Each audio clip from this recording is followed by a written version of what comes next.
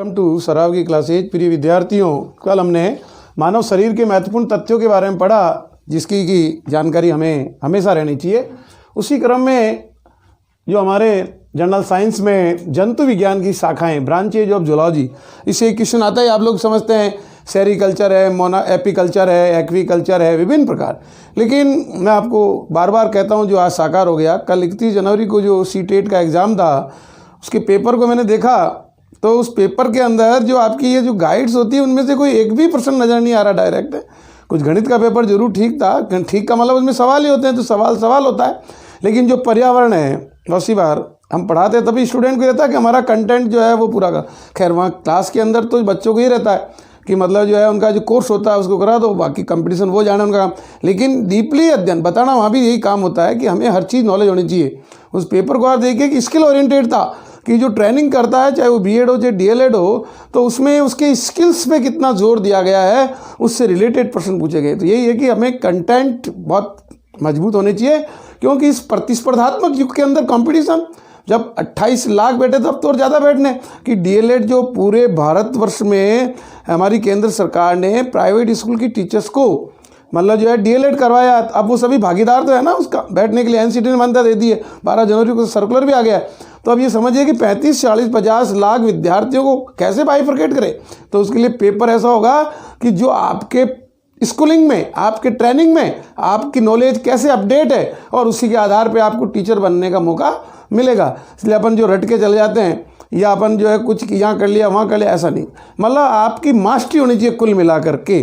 तो वो कुछ तो आप पे डिपेंड करेगा, और कुछ आपकी गाइडेंस ऐसी मिले आपको जिसके माध्यम से आपके ज्ञान में वर्धन हो, इजाफा हो। तो प्रिय विद्यार्थी, आओ हम जंतु विज्ञान की शाखाओं के बारे में पढ़ते हैं।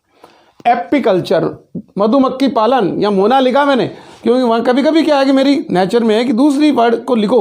एक वर्ड तो आपको आता है मधुमक्खी, तो अपन सब जानते हैं, मैंने ब्रैकेट में से हनी बी भी लिख दिया। लेकिन वहाँ आया मोना पालन संबंधित शाखा है। अब आपने कहा यार मोना पालन क्या होता है, चिड़िया तो नहीं है। तो अपन कन्फ्यूज नहीं होना है। मधुमक्खी तो अपन सभी जानते हैं कि भाई मधुमक्खी होती है, लेकिन उसको मोना भी बोलते हैं, और हनी भी मैंने ब्रैकेट में लिख दिया। जीवाणु विज्ञान, जो अपन जीवाणु के बारे में पूर्व पढ़ चुके हैं, तो इन जीवाणु का जो अध्ययन किया जाता है उसको बैक्टीरियोलॉजी कहते हैं। Entomology, entomology the branch of agriculture. Agriculture है 20 ब्रांचेज है ना, एग्रोनॉमी, एपीकल्चर, सॉइल साइंस प्रकार से। तो जो एंटोमोलॉजी, उसमें इंसेक्ट्स का अध्ययन किया जाता है। जितने भी आर्थ्रोपोडा में हमारे जो इंसेक्ट्स है, चाहे वो राम जी का घोड़ा हो, टिड्डे मिड्डे, तो उन सब का कीटों का अध्ययन एंटोमोलॉजी शाखा में किया जाता है। इथनोलॉजी, जो हमारी मानव जाति है, उस मानव जाति से संबंधित जो अध्ययन है वो इथनोलॉजी में किया जाता है। हिमेटोलॉजी, नाम से विदित है, हीमोग्लोबिन, हिमेटो, तो हमारा जो ब्लड है, उस ब्लड के जितने भी जो उनके कंटेंट है, चाहे वो बेसोफिल हो, इजनोफिल्स हो, तो उन सब का अध्ययन हिमेटोलॉजी में किया जाता है। नेफ्रोलॉजी, नेफ्रॉन से रिलेटेड है, हमारे जो गुर्दे हैं, किडनी है, वृक्क है, उनका अध्ययन नेफ्रोलॉजी में किया जाता है। न्यूरोलॉजी, जो हमारा नर्व है, नर्वस सिस्टम है ना, तंत्रिका तंत्र, उस तंत्रिका न्यूरोलॉजी में किया जाता है। नोजोलॉजी, रोगों के वर्गीकरण का। अब आप जितने भी रोग अभी कोविड से चल रहा है तो महामारी है, इसको लेमोलॉजी बोलते हैं।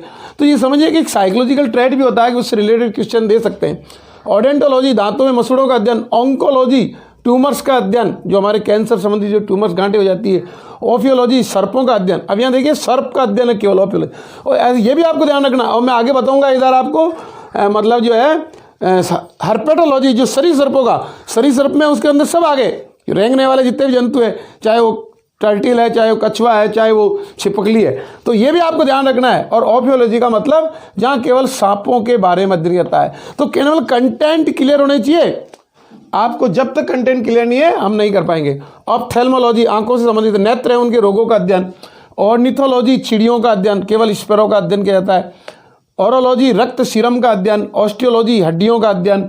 ओटोलॉजी, कान है उसे सुनकर ना, ऑटोलॉजी, ऑटो मतलब ऑटोलॉजी करेंगे आपकी कान की समझ। पेलियंटोलॉजी, जीवाश्मों का अध्ययन। पिसिकल्चर, तालाबों में मत्स्य पालन। सोरोलॉजी, लिजार्ड्स का अध्ययन, केवल यहाँ छिपकली की बात आ रही है, नॉट सरीसृप। सेरिकल्चर, रेशम कीट पालन। ट्राइकोलॉजी, बालों का अध्ययन। यूरोलॉजी, मूत्र एवं संबंधित रोगों का अध्ययन। ये इस प्रकार से जंतु विज्ञान का है। अभी तो देखिए एंथ्रोपोलॉजी, जो इतिहास में भी है और विज्ञान में, कपि तथा मानवों के प्राकृतिक इतिहास का अध्ययन। Man and monkeys are born from the same protoplasm. Aquaculture, मछली एवं दूसरे आप जो एक्वेरियम पढ़ते हैं उसे याद रख सकते हो। बायोकेमिस्ट्री, जीवों में रासायनिक प्रतिक्रियाओं का अध्ययन।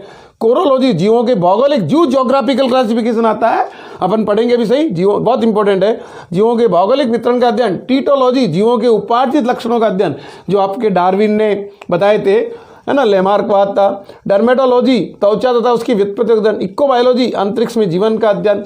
एंडोक्राइनोलॉजी, अंतःस्रावी, जो हमारी ग्रंथियाँ होती है, एंडोक्राइन ग्लैंड्स होती है, चाहे पीयूष हो, हार्मोन जो इससे और उससे रिलेटेड जो हार्मोन की टेबल पड़ी है, तो इन सब का जो अध्ययन है हम विज्ञान की एंडोक्राइनोलॉजी शाखा में करते हैं। इथोलॉजी, जंतुओं के व्यवहार का अध्ययन। फॉरेंसिक मेडिसिन, जो फॉरेंसिक लैब होती है, तो चिकित्सा विधि शास्त्र, लीगल। गैस्ट्रोएंटेरोलॉजी, आमाशय एवं हाथों का, जो हमारी स्टोमक और जो हमारी इंटेस्टाइन है, चाहे लार्ज है चाहे स्मॉल है, उससे संबंधित अध्ययन जो गैस्ट्रो एंड उसको बोलते भी है, एंटेरोलॉजिस्ट बोलते हैं। हार्पेटोलॉजी, सरीसृपों का अध्ययन। इक्नोलॉजी, जीवाश्म पदों का चिन्ह, जो जीवाश्म में घोड़े के खुर मिले, ये मिले। इम्यूनोलॉजी, रोगों से प्रतिरक्षण, आपकी इम्यूनिटी पावर कैसी है।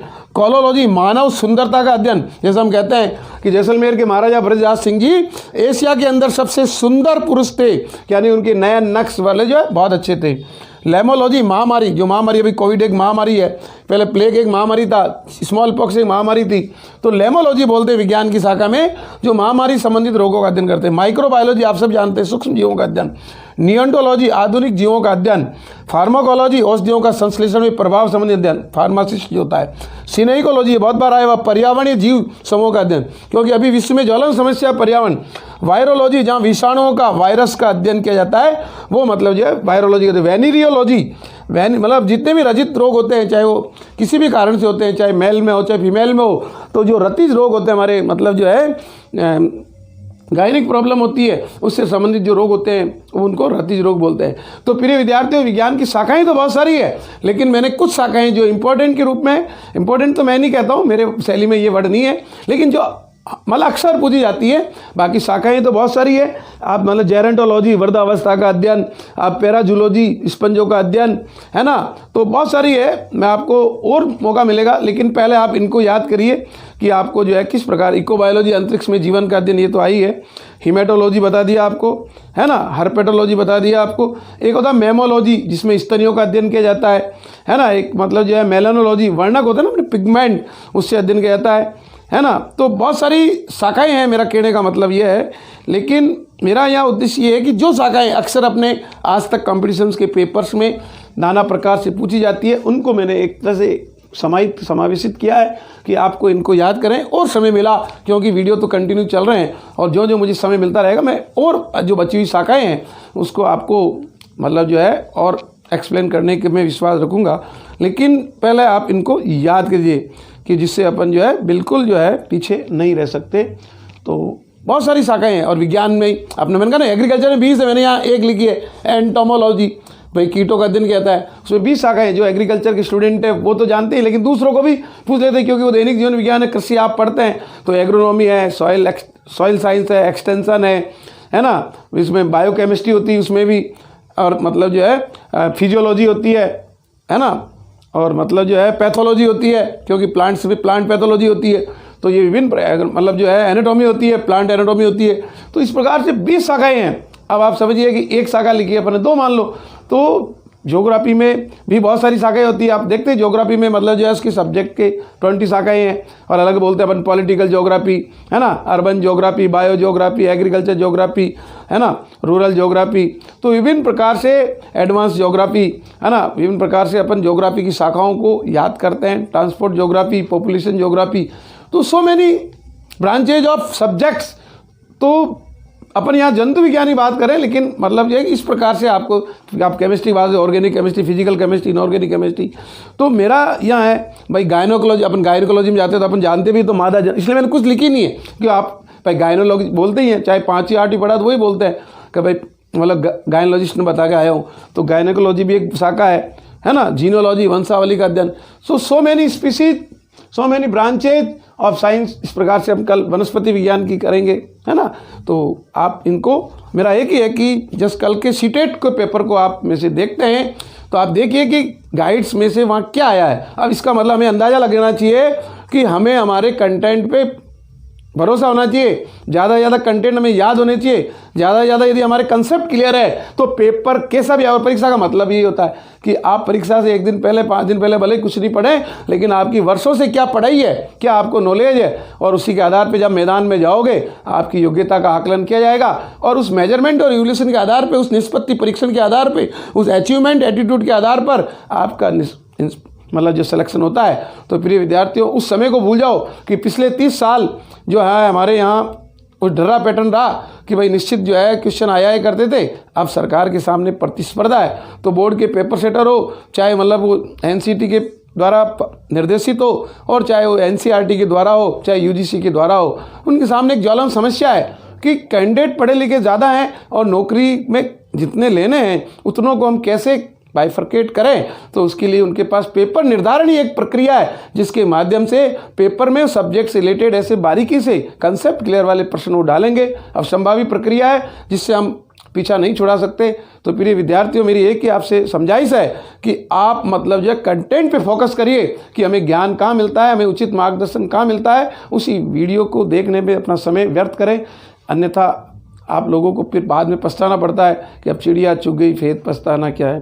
तो चिड़िया जब खेत को चुग जाती है तो फिर पछताने से होता भी क्या है ना। और अजगर के दोहे को याद नहीं करना है कि अजगर करे ना चाकरी, पंछी करे ना काम, दास मनु का के गए सबके दाता राम। मनुष्य कर्म सबको करना पड़ता है। पक्षी भी देखिए अनाज के लिए, पानी के लिए कितने दर दर भटकता है, कहाँ कहाँ उड़ता है। अजगर को भी खूब चाकरी करनी पड़ती है। जीवन किसी का सरल नहीं होता है, सभी जीवन एक संघर्ष है। लाइफ इज स्ट्रगल, यानी कि संघर्ष के जीवन में जो मेहनत करके अपने आप को कीर्तिमान स्थापित करता है वही बुद्धिमान प्राणी है। धन्यवाद।